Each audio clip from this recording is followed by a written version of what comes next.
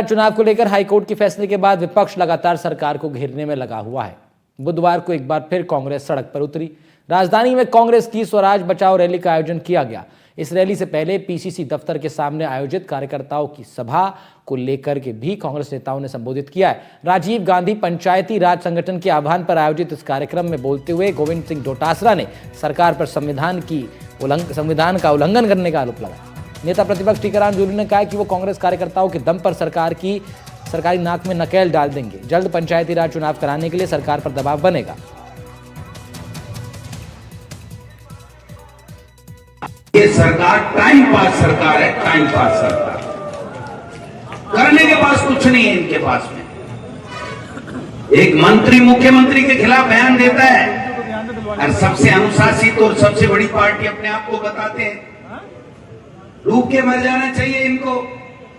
किरोड़ी जी क्या क्या बोलते हैं, 8 करोड़ की बजरी रोजाना चोरी हो रही है। कांग्रेस पार्टी आज स्वराज रैली निकाल रही है। हमारे साथ हैं पूर्व मंत्री प्रताप सिंह खचरियावास, उनसे बात करते हैं। प्रताप जी, क्या मुद्दा सरकार को दबाव में लाने के लिए आप लोग कर रहे हैं? हालांकि हाईकोर्ट कह चुका है कि पंचायती राज के चुनाव कराओ।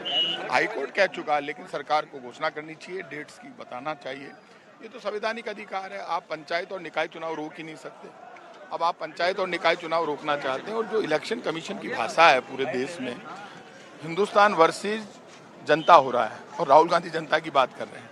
जो भाषा इलेक्शन कमीशन ने बोली उसके बाद तो लोगों का भरोसा ही उठ गया। तो अब लोगों का भरोसा सरकार से उठ गया। लोगों को लगने लगा है कि मनमानी करते हैं, चुनाव कराने चाहिए। एक देश एक इलेक्शन की बात करते हैं तो आप डेट तो घोषित करो। आप डेट घोषित नहीं कर रहे।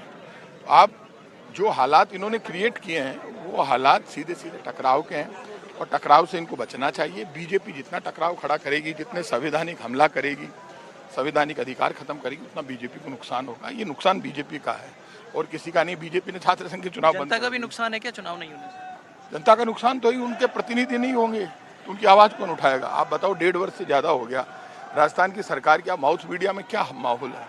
लोग कह रहे हैं 2 वर्ष होने को आया, 2 पैसे का काम नहीं किया। हमारी भाषा नहीं है। अभी तो राजस्थान में भी जनता वर्सेस बीजेपी चल रहा है। हम तो बीच में इसलिए भी नहीं आ रहे कि लोगों ने ज्यादा वोट दिए। लोगों के अब समझ में आना चाहिए ना। हनुमान चालीसा के पाठ भी बंद हो गए, राम जी की आरती भी बंद हो गई। तो चुनाव के बाद ऐसा क्या हुआ?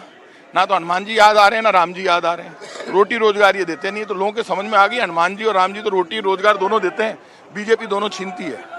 तो कांग्रेस की इस यात्रा में पंचायती राज चुनाव कराने की मांग उठ रही है। साथ में पूर्व मंत्री प्रताप सिंह खचरियावास कह रहे हैं कि इससे सरकार का भी नुकसान हो रहा है और जनता का भी नुकसान हो रहा है। चुनाव में जो लगातार देरी हो रही है उसको दूर करना चाहिए और पंचायती राज चुनाव की तारीखों का ऐलान जल्द से जल्द करना चाहिए। कैमरा पर्सन सुशील के साथ शशि मोहन।